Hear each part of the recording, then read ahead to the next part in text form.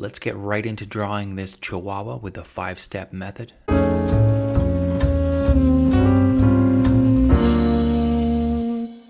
The first step, as you know, is big shapes. I'm just going to indicate 5 marks, and that's going to help me to place the shapes that I want. I'll start with a circle for the head, and now to the body. It's going to be 2 U shapes. This first U shape that goes down to that 4th mark will be the chest, and another U shape, slightly angled, will be the lower half of the body. And that's going to be it for big shapes. Let's move on now to step 2, small shapes. Step 2 is small shapes, and when I say shapes, it can be circles, squares, it can be S shapes, U shapes, N shapes, and so on. I'm going to make 2 lines and then build the ears off of that. They're kind of a leaf shape, I would say. Now I'll add 2 lines for the neck. You can make your adjustments here and keep your pencil light. These are not final lines, you're just figuring out the placement. And 2 small ovals here for the front shoulders, and then these rectangles for the front legs. We'll go with another oval for the back leg, and then 3 smaller ovals for the feet. You can add the tail in as well, that's another oval. But we still have more small shapes to go. Right in the middle of the head circle, add 2 small circles for eyes, and an oval for a nose. 1 more circle for the muzzle, and that should be it. Now it's time to move on to step 3, contours.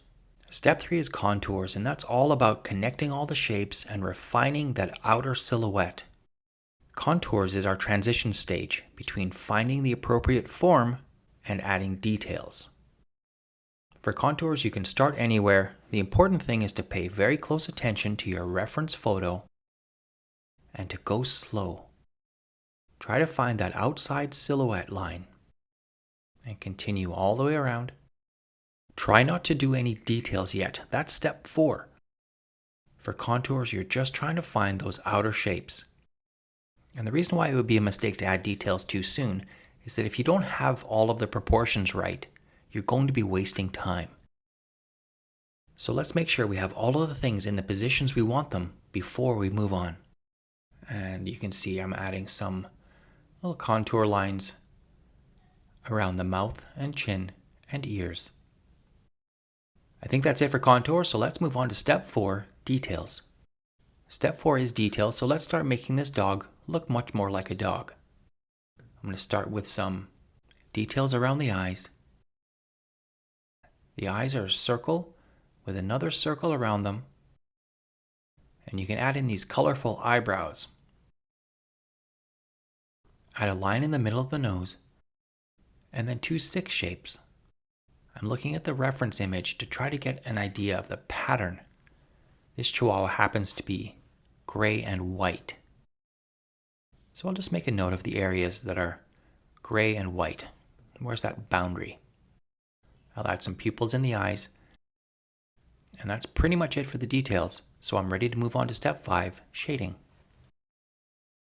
Step 5 is shading, and remember, shading has 2 functions. The first is to portray color.